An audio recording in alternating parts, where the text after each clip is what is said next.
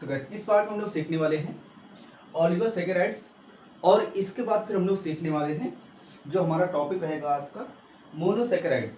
ठीक, ये दो टॉपिक इस वीडियो में हम लोग क्लियर करने वाले हैं। तो चलिए शुरू करते हैं इस वीडियो को। सबसे पहले जो हमारे चैनल का नाम है क्लेक्सा एजुकेशन है, इसमें आप लोग को अभी के हाल में बायोलॉजी, केमिस्ट्री और मैथ तीन सब्जेक्ट लेके पढ़ाए जा रहे हैं। टोटल 3 लोग अभी हम लोग टीचिंग करने वाले हैं 4 लोग, लेकिन 1 लोग केवल वो मैनेजमेंट देखने हैं और हम लोग क्या करते हैं 3 लोग टीचिंग करते हैं। तो हमारा जो टॉपिक है क्लास 10 सॉरी लेसन 10 है, ये क्लास 12 की जो केमिस्ट्री आपकी है यानी कि रसायन विज्ञान जिसे बोलते हैं हिंदी में, उसमें एक लेसन है जैव अणु। जैव अणु का जो हमारा फर्स्ट पार्ट था जिसमें हमने कार्बोहाइड्रेट बताए थे वो हमने वो पार्ट कंप्लीट कर लिया है। अब हमारा सेकेंड पार्ट है ऑलिगोसैकेराइड्स। इसमें हम लोग जानेंगे ऑलिगोसैकेराइड्स क्या होते हैं, इसके बाद फिर इसका कितने पार्ट में डिवाइड किया गया, फिर उसके बाद हम अपना मेन टॉपिक स्टार्ट करेंगे मोनोसैकेराइड्स। तो सबसे पहले जो हमारा ऑलिगोसैकेराइड्स है इसकी परिभाषा समझ लेते हैं। क्या होता है ऑलिगोसैकेराइड्स? ये जल में अपघटित होने पर क्या करते हैं, 2 से 10 लगभग 2 से 10 क्या करते हैं, ये 2 से 10 सैकेराइड्स देते हैं। तो इन्हें क्या बोलते हैं, ऑलिगोसैकेराइड्स कहते हैं। यानी कि वो कार्बोहाइड्रेट जो जल में अपघटित होने पर 2 से 10 क्या देते हैं, सैकेराइड्स देते हैं, उन्हें हम लोग क्या बोलते हैं, ऑलिगोसैकेराइड्स देते हैं। ये कई प्रकार के होते हैं जिसमें से पहला आपने पढ़ रखा हो डाइसैकेराइड्स।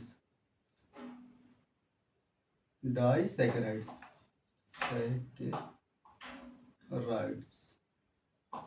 ठीक, डाइसैकेराइड्स। अब इसमें क्या होता है, वे कार्बोहाइड्रेट जो जल में अपघटित होने पर 2 क्या देते हैं, सैकेराइड्स देते हैं, उन्हें हम लोग क्या बोलते हैं, डाइसैकेराइड्स बोलते हैं।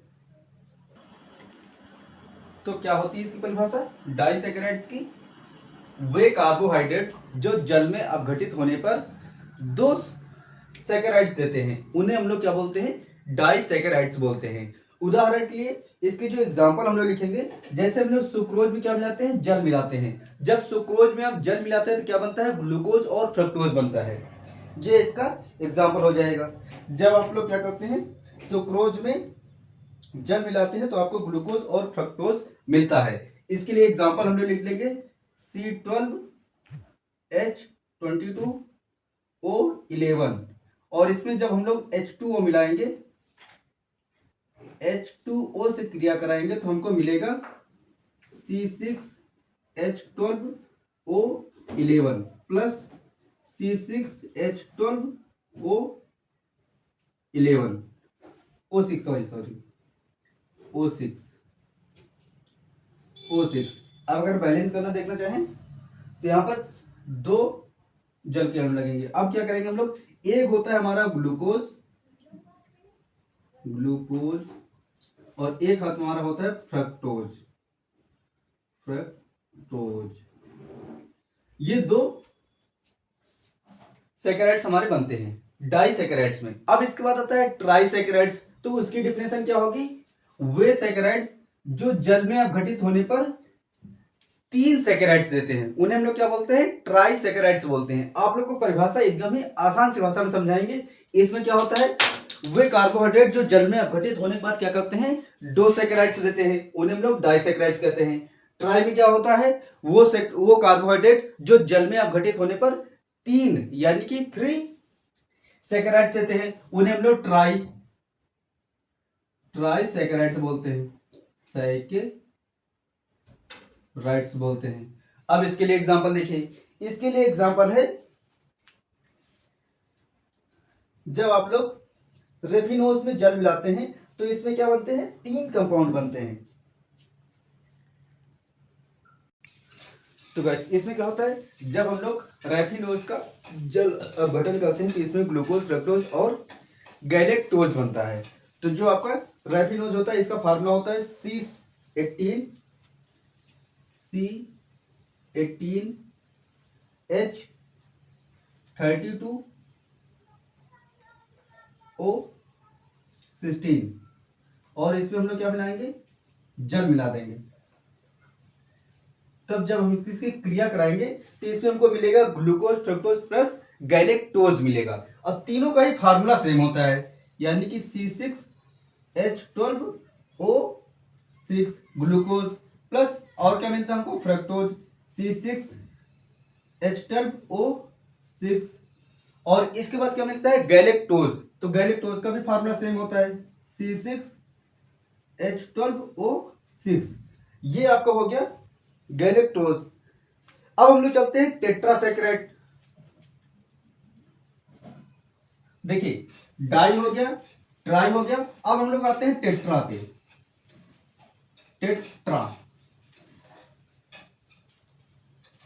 टेट्रासैकेराइड्स।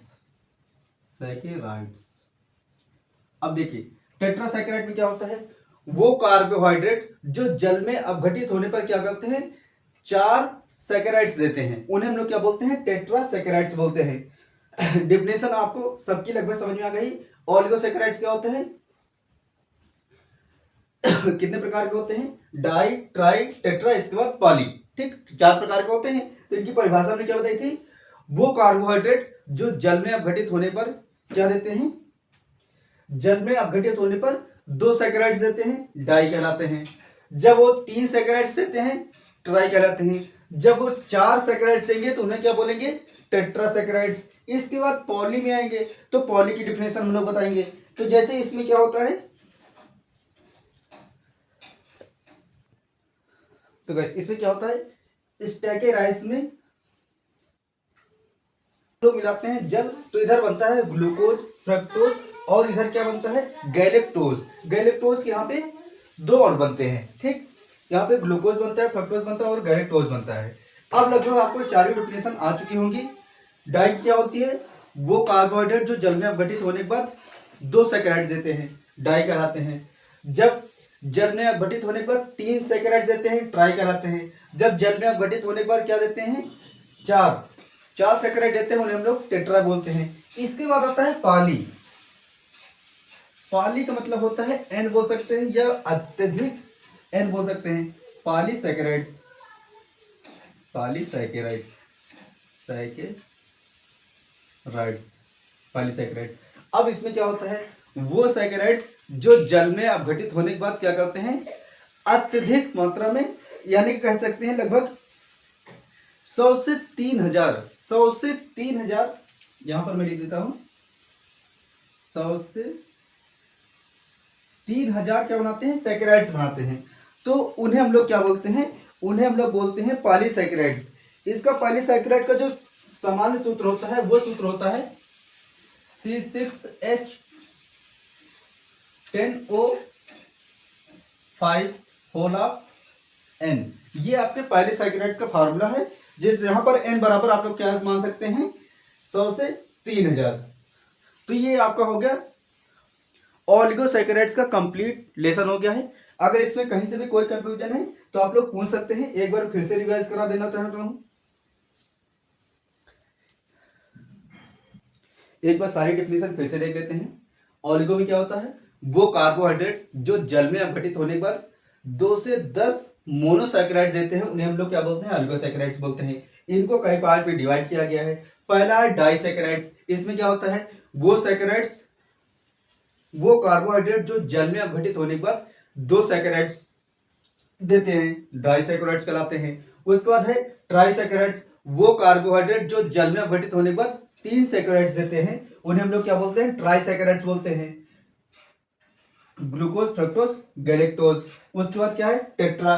टेट्रा में क्या होता है, वो कार्बोहाइड्रेट जो जल में अपघटित होने के बाद क्या करते हैं, जल में अपघटित होने के बाद 4 आपको सैकेराइड्स देते हैं, उन्हें हम लोग टेट्रासैकेराइड्स बोलते हैं। ग्लूकोज फ्रक्टोज और यहाँ पे 2 गैलेक्टोज बनते हैं। इसके बाद हम लोग आते हैं पॉलीसैकेराइड्स। पॉलीसैकेराइड्स क्या होता है, वो सैकेराइड, वो कार्बोहाइड्रेट जो जल में अपघटित होने के बाद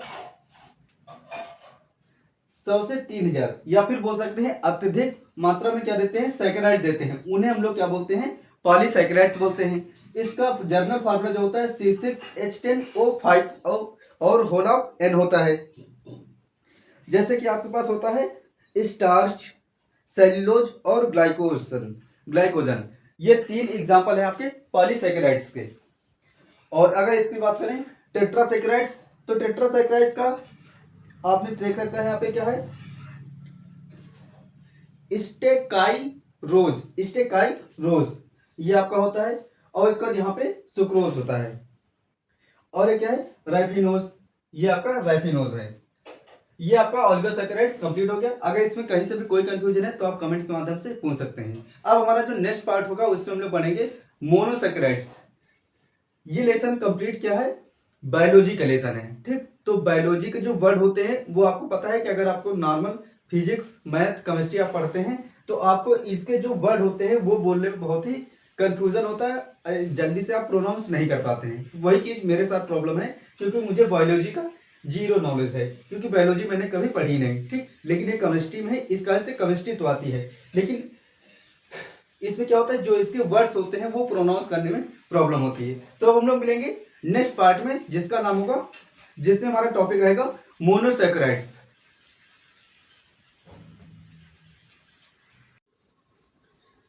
तो गाइस जैव अणु का यानी कि बायोमॉलिक्यूल्स का ये हमारा पार्ट 3 है, जिससे हम लोग मोनोसैकेराइड्स को कंप्लीट पढ़ने वाले हैं, ठीक। अब मोनोसैकेराइड्स की डिफिनेशन क्या होती है, वो कार्बोहाइड्रेट जो जल में अपघटित नहीं होते हैं या जिनको जल में अपघटित नहीं किया जा सकता, वो सब क्या होते हैं, मोनोसैकेराइड्स होते हैं, ठीक। अब क्रियात्मक समूह के आधार पर इनको क्या किया है, दो भागों में डिवाइड किया गया है, यानी कि जो आपको मोनोसैकेराइड्स है इसको दो पार्ट में डिवाइड किया गया है। मोनोसैकेराइड्स को क्रियात्मक समूह के आधार पर इसको दो पार्ट में डिवाइड किया गया है। पहला है एल्डोज,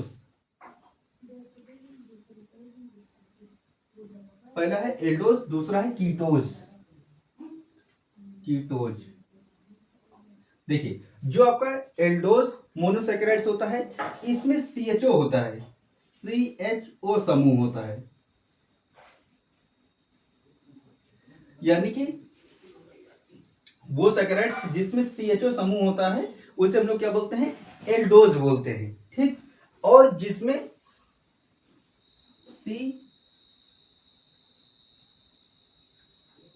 ये वाला समूह होता है इसे हम लोग क्या बोलते हैं, इसे हम लोग कीटोज समूह बोलते हैं।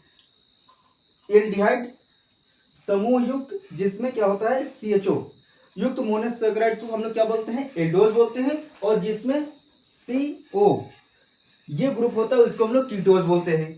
अब इसके हम लोग जर्नल फार्मूले में आ जाते हैं। जो आपका एल्डोज का फार्मूला होता है ये होता है CHO, C और C, CHO, और इसको हम लोग लिख लेते हैं CHOH का होल ऑफ N, और यहां पर होता है CH2H। ये आपका क्या है, एल्डोज है। और अब अगर हम लोग कीटोज में आ जाए तो कीटोज में आपको पता है जैसे कि हम लोग बनाते हैं फार्मूला फ्रक्टोज का, तो फ्रक्टोज के लिए यहां पर आएंगे C 3C हमने लगा दिए और एक 4C लगा दिए। यहां पर क्या होता है H2OH, और यहां पर डबल बंद के साथ ऑक्सीजन, और यहां पे लगता है, एक साथ लिख देते हैं CHOH की होल पावर ऑफ N, और यहां पर होता है CH2OH, और सभी को सिंगल बॉन्ड से जोड़ते हैं। तो ये क्या हो गया, कीटोज ग्रुप हो गया। अब एक बार परिभाषा हम लोग फिर से समझ लेते हैं। वो सैकेराइड्स जिसमें CHO समूह होता है उसे हम लोग एल्डोज बोलते हैं। वो मोनोसैकेराइड्स जिसमें क्या होता है CO समूह होता है इसे हम लोग क्या बोलते हैं, कीटोज बोलते हैं। अब हम लोग आ जाते हैं इसके जर्नल फार्मूला आपने सीख लिए, और अब हम लोग जानते हैं यहाँ पर जो कार्बन होते हैं कार्बन के आधार पर इनके नाम भी रखे जाते हैं। जैसे आपके पास 3 कार्बन है तो हम लोग क्या बोलते हैं, ट्राईओज बोलते हैं। अगर आपके पास 4 कार्बन है तो आप लोग टेट्रोज बोलते हैं। और जैसे आपके पास 5 कार्बन है तो आप पेंटोज बोलेंगे, 6 कार्बन है तो हेक्सोज, और इसके बाद 7 है तो 7 में आप लोग क्या बोलते हैं, हेप्टोज। इस तरीके से आप लोग एल्डिहाइड और कीटोज को नाम लिख सकते हैं कार्बन के आधार पर। इसके बाद हम लोग चलते हैं मोनोसैकेराइड का विवृत श्रृंखला संरचना, यानी कि हम लोग श्रृंखला बनाना सीखेंगे। तो गाइस मोनोसैकेराइड्स की विवृत श्रृंखला संरचना में सबसे पहला हमने अभी आपको बताए थे, अगर 3 कार्बन हो तो हम लोग क्या बोल देंगे, ट्राइओज बोलेंगे। 4 कार्बन होगा तो हम लोग क्या बोल देंगे, टेट्रोज बोलेंगे। और उसका 5 कार्बन होगा पेंटोज, 6 होगा तो हेक्टोज, और इसी तरीके से हम लोग बोलेंगे। तो जो हमारा पहला आता है ट्राइओज, इसका फर्स्ट पार्ट होता है ट्राइओज। ट्राइओज। अब जो ट्राइओज होता है, ट्राइओज का फार्मूला भी अभी हमने बनाया था। जैसे अगर हम लोग पढ़ेंगे एल्डिहाइड वाला और दूसरा क्या था, कीटोज वाला। तो एल्डिहाइड वाले में हमने बताया था CHOCC। इसमें 3 कार्बन क्योंकि हम लोग ट्राइओज ले रहे हैं। तो ट्राइओज में यहां पर क्या था, CH, यहां पर एक ऐसे आप स्टार बना दीजिएगा, और यहां पर CHOH और यहां पे CH2OH। और इधर हमारे पास क्या था, इधर जब हम लोग कीटोज वाला ग्रुप करेंगे तो कीटोज वाले ग्रुप में इधर होता है हमारे पास C और यहां पर C, इधर CH2OH हो जाता है, इधर COO हो जाता है, यानी कि डबल बॉन्ड के साथ इधर O जोड़ देंगे और इधर क्या होता है CH2OH हो जाता है। अगर हम लोग दोनों के नाम देखना चाहें तो इधर जो लिखा है, इसमें जो फर्स्ट है जो एल्डिहाइड ग्रुप से है, इसका नाम है हाइड्रॉक्सीटोन नाम है इसका। तो ये 2 नेम हो गए। अब हम लोग जैसे जो आपका ये एल्डिहाइड वाला है, अगर इसका हम लोग क्या करना चाहें, इसका डी रूप और एल रूप बनाना चाहें, यानी कि जैसे जो परावर्तन होता है उसको बनाना चाहें, तो उसको हम लोग कैसे बनाएंगे, इसके लिए दे सकते हैं। जैसे आप लोग इसका डीएल विन्यास करना चाहें, तो इसको हम लोग ले सकते हैं CHO होता है, या फिर इसको चाहे तो ऐसे व्यवस्थित लिख सकते हैं C और C। 3 कार्बन हो गए। इस साइड आ जाएगा H, इधर आ गया O, इधर क्या हो जाएगा OH, इस साइड H, और इधर होता है CH2OH। और इसमें जब हम लोग क्या बनाएंगे, ये इधर आपका डी रूप है, और जब हम लोग इसका एल रूप बनाएंगे तो एल में क्या होता है, थोड़ा परिवर्तन हो जाता है। ऐसे आप बता सकते हैं, ऐसे कुछ डिवाइड कर देते हैं। अब इसका जब एल रूप बनाएंगे तो केवल ये जो OH होता है, OH अपनी जगह से बदल जाएगा, बाकी पूरा सेम रहेगा, यानी कि CH2OH, इधर H, इधर O, और ये वाला केवल इधर आ जाएगा OH ही लिखेंगे इसे, और इधर आ जाएगा H। ये डी रूप है और ये एल रूप है। आप ऐसा मान सकते हैं कि इसको शीशे के सामने रखा गया है, तो शीशे सामने क्या होता है, परछाई उल्टा बनती है। और ये जो CHO होता है पूरा एक समूह होता है, तो ये नहीं पलटेगा, केवल आपको क्या करना है H और OH ही पलटे जाएंगे। ये हमारा हो गया ट्राइओज। इसके बाद हम लोग चलते हैं टेट्राओज में। टेट्रोज में क्या होता है, इसमें आ जाते हैं आप टेट्रोज। देखिए जो ट्राइओज होता है, इसका जो बेसिक फार्मूला होता है, ये जो समान सूत्र बोल सकते हैं, C3 होता है, H6 होता है, O3 होता है। और जो टेट्रोज होता है, इसका C4H8O4 होता है। इसका पेंटोज आएगा, फिर हेक्टोज आएगा। इस तरीके से जो आपको बनता जाएगा पेंटोज होगा। सब में क्या होगा, कार्बन बढ़ते चले जाएंगे। आपको पता है 1 कार्बन से मोनो, 2 से डाई, 3 से ट्राई, इस तरीके से पूरा बनता चला जाता है। तो अगर हम लोग टेट्रोज पढ़ रहे हैं तो इसका जरा डीएल विन्यास चेक कर लेते हैं, इसकी श्रृंखला हम लोग बना के चेक करते हैं। तो जो इसकी श्रृंखला होती है, क्योंकि इसमें 4 कार्बन होते हैं, तो यहाँ पर आपको 4 कार्बन बना देने हैं। ये आपने 4 कार्बन बना दिए। उसके बाद यहाँ पर आपको पता है CH2OH होता है, CH2OH होता है, और इस साइड हम लोग H लगाते हैं, इधर लगाते हैं OH, और इसमें भी इस साइड H, इस साइड OH, और यहाँ पे ग्रुप कौन सा है, CHO। तो आप CHO एक साथ लिख सकते हैं, या फिर आप चाहे तो इधर ऐसे लिख सकते हैं, डबल O इधर लगा सकते हैं H। ठीक, ये आपका कौन सा रूप है, ये डी रूप है। अब आते हैं नेक्स्ट एल रूप में। एल में क्या होता है, जो OH होता है, केवल OH सेकंड पोजीशन वाला अपनी पोजीशन चेंज कर देता है, और बाकी सारा सेम रहता है। तो चलिए इसको बनाते हैं। इसमें भी पहले से आप लोग 4 कार्बन बनाएंगे। ये आपने 4 कार्बन बना दिए। CH2OH अपनी जगह पे रहेगा, इसमें कोई चेंजेस नहीं आएंगे। ये वाला भी आप में कोई चेंजेस नहीं आएगा, केवल इसका OH इधर आ जाता है, इसका OH इधर आ गया और H इधर आ जाता है। और CHO तो पूरा एक ग्रुप है, तो ये पूरा कभी बदलेगा नहीं, ये भी ऐसे रहेगा। ये हो गया L ग्रुप हो गया। अब इसके बाद एक फिर से D ग्रुप बनाते हैं,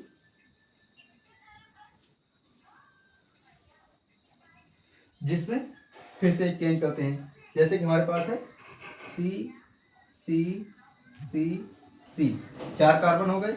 इधर हमारे पास एक में हो जाएगा ऑक्सीजन, इधर हो गया हाइड्रोजन, इधर हमारे पास रहेगा हाइड्रोजन, इधर ऑक्सीजन OH। एक मिनट, इसको आप लोग HO लिख सकते हैं क्योंकि हमको पूरा उल्टा दिखाना है। ये HO हो गया, इधर हाइड्रोजन, इधर OH और CH2OH। ये भी कौन सा रूप है आपका? D रूप है। ठीक, तो ये हमारे पास हो गए टेट्रोज हो गए। अब हम लोग चलते हैं पेंटोज में। तो जो आपका पेंटोज होता है, पेंटोज का जो समान सूत्र होता है, पेंटोज के समान सूत्र होता है C5H10O5 हो जाएगा। अब अगर इसके भी हम लोग संरचना बनाएं तो संरचना इसकी कुछ इस प्रकार होती है। एक को जरा इरेज कर दे। ये इसमें कितने कार्बन होते हैं? 5 होते हैं। हम लोग केवल श्रृंखला बनाना सीख रहे हैं और थ्योरी वाला इसमें नहीं समझना है, क्योंकि थ्योरी तो हमने पहले पढ़ रखी है। मोनोसैकेराइड्स की क्या परिभाषा होती है? ऐसे कार्बोहाइड्रेट जो जल में अपघटित नहीं होते हैं, मोनोसैकेराइड्स कहलाते हैं। ठीक, फिर उसके बाद क्या होता है, श्रृंखला के आधार पर इनको क्या करते हैं, फिर से डिवाइड किया गया है, यानी कि वर्गीकृत किया गया है। ट्राई, टेट्रा, पेंटा, इसके बाद हेक्सा। ठीक, अब हम लोग पेंटोज पढ़ रहे हैं, तो पेंटोज में आपको पता है कितने कार्बन होते हैं? पेंटोज में कार्बन आपके पास होते हैं 5, तो आप यहाँ पे 5 कार्बन बना देंगे। ये आपने 5 कार्बन बना दिए, 1 2 3 4 और ये 5 कार्बन हो गए। कौन सा ग्रुप हम लोग लेंगे? CHO वाला। तो इधर आपके पास आ जाएंगे डबल O, इधर पहले आ जाएगा OH और इधर H, इधर भी, इधर H, इधर OH, इधर OH और इधर H आ जाएगा। सबसे लास्ट में यहाँ पर क्या होता है? हमेशा CH2OH होता है और ये आपका D रूप है। ठीक, पेंटोज का कौन सा है? D रूप है। अब इसका क्या करेंगे पहले इसका L रूप जैसे बनाना चाहें तो L रूप में क्या होता है? ये सेकेंड वाला जो OH होता है ये बदल जाता है।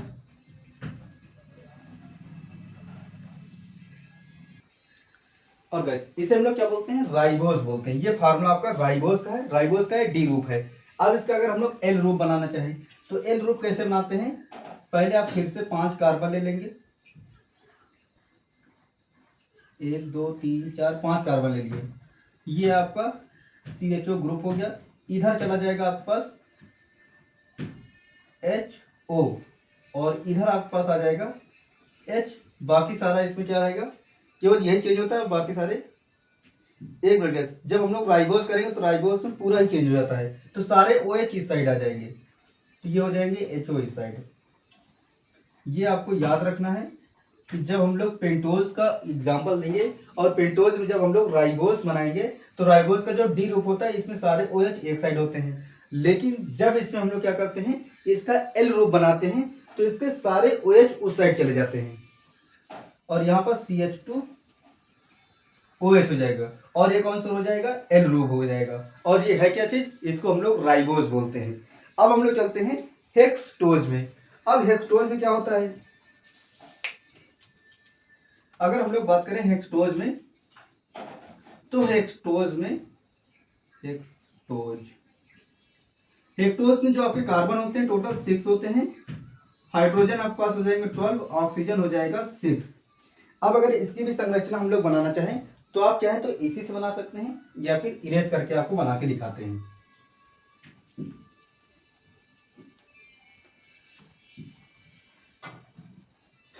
इसमें क्या करेंगे, सबसे पहले 6 कार्बन ले लेंगे हम लोग। चलिए 6 कार्बन लेते हैं, 1 2 3 4 5 और ये 6 कार्बन हो गए। हेक्सटोज हम लोग बना रहे हैं तो आपको पता है यहाँ पर इसकी चाहे तो आप नंबरिंग कर सकते हैं अपने हिसाब से, 1 2 3 4 5 6, 6 कार्बन हो गए।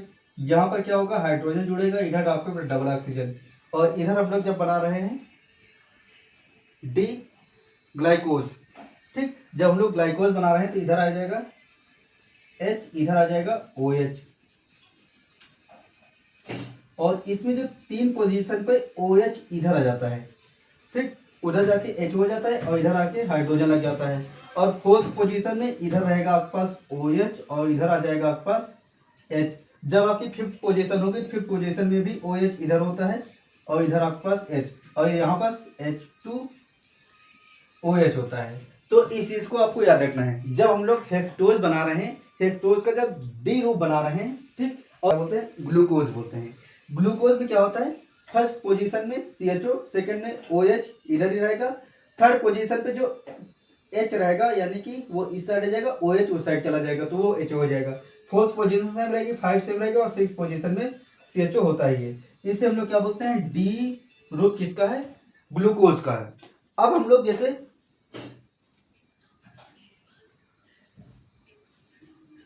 हम लोग डी ग्रुप किससे बनाना चाहें, गैलेक्टोज का, तो गैलेक्टोज का कैसे बनता है, इसके लिए चलिए सबसे पहले आपको लेना है 6 कार्बन,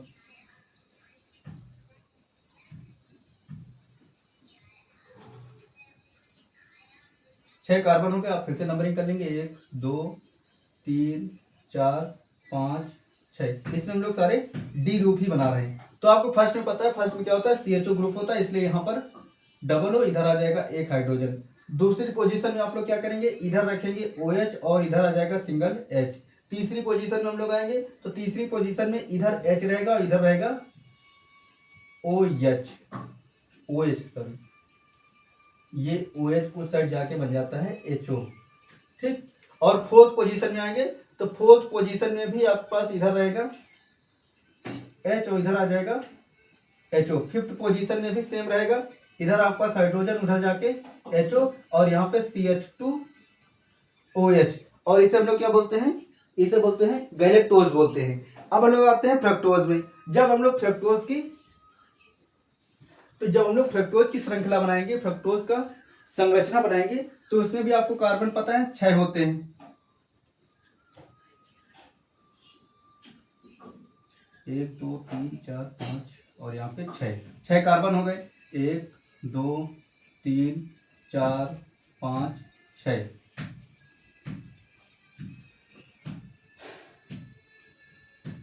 जब हमने आपको इससे पहले बताया था, जब हम लोग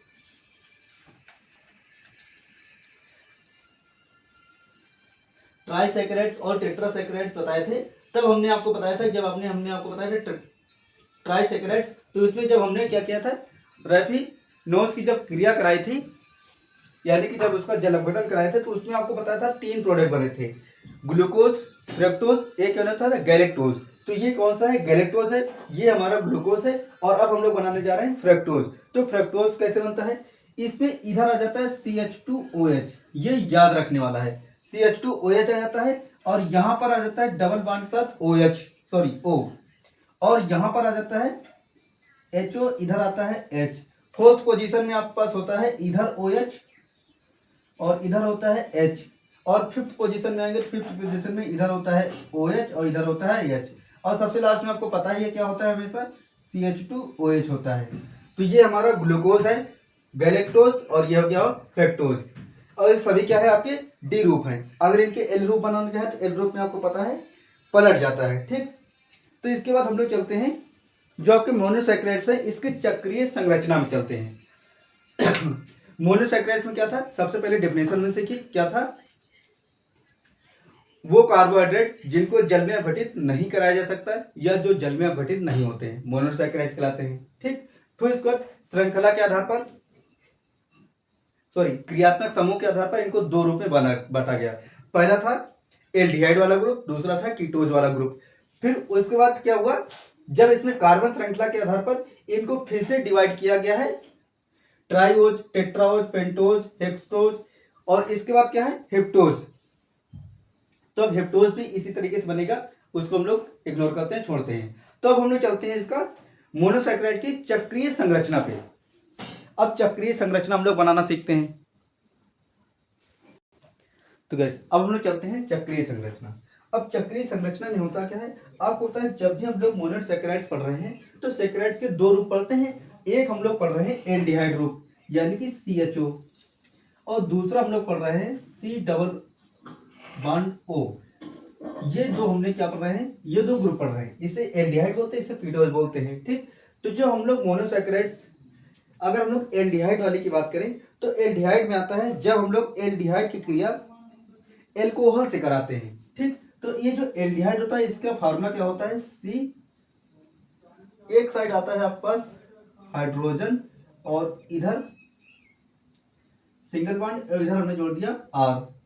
इधर हम लोग R लगा सकते हैं। R में से आपको हमने बताया कुछ भी आप लगा सकते हैं, ये हमने आपको बताया था जब आपने फर्स्ट लेसन पढ़ा था, सॉरी क्या नाम था, hello alkene and hello arenes. ठीक, उस लेसन में हमने R के मान बताए थे, क्या होता है मेथिल एथिल प्रोपिल करके कुछ भी आप लगाते चले आइए। ठीक, तो अब हम लोग आते हैं जब इसकी क्रिया हम लोग कराते हैं किसी एल्कोहल से। अब जैसे एल्कोहल में हमने मान लिया एल्कोहल का जो जर्नल फार्मूला होता है ROH फार्मूला होता है। अब जब इससे हम लोग क्रिया कराएंगे तो जो हमको रिजल्ट मिलेगा, इधर हमारे पास बनेगा C, कार्बन आपके पास कितने हो जाएंगे, कार्बन तो आपके पास सिंगल है, इधर हो जाएगा OR, ये वाला जो O हो R होगा ये इसके साथ चला जाएगा, और यहाँ पर जो H था तो इसको हम लोग कैसे तोड़ेंगे, यहाँ पर आ जाएगा OH, ये वाला जो हाइड्रोजन है सॉरी बॉन्ड है, ये वाला OH इसके साथ जुड़ गया जाके। यहाँ पर अभी दो बॉन्ड यहाँ पर है, एक नीचे है, तो नीचे आपको पता है हाइड्रोजन है, नीचे हाइड्रोजन रहेगा।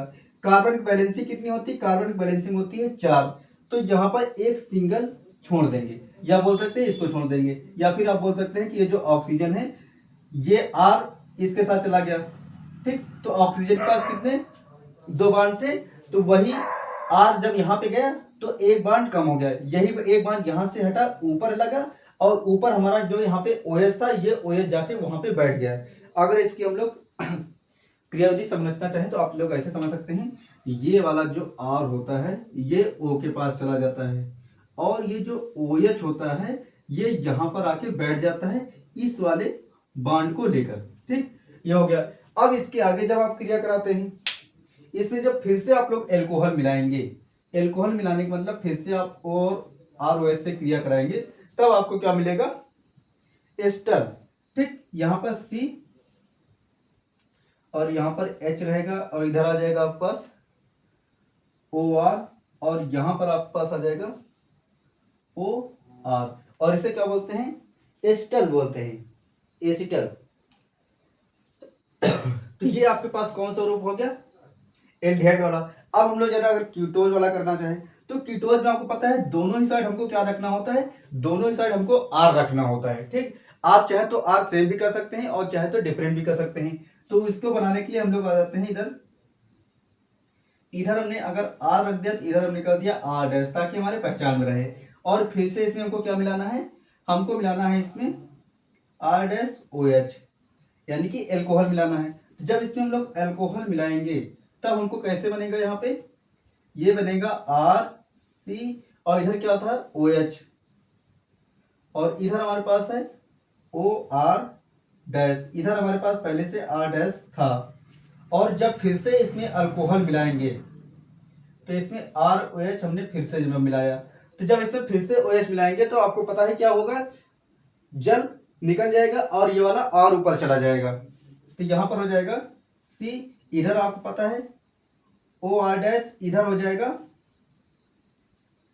OR, और यहाँ पे ये इसमें डैश था तो यहाँ पर डैश लग जाएगा, नीचे आपके पास R' था, इधर भी आपके पास R था, और ये वाला OH, और यहां से एक सॉरी ये H, ये निकल के आपके पास क्या बन जाएगा, H2O, जल बोल सकते हैं, ये आपके पास निकल जाएगा, रिएक्शन आपकी बैलेंस हो जाएगी।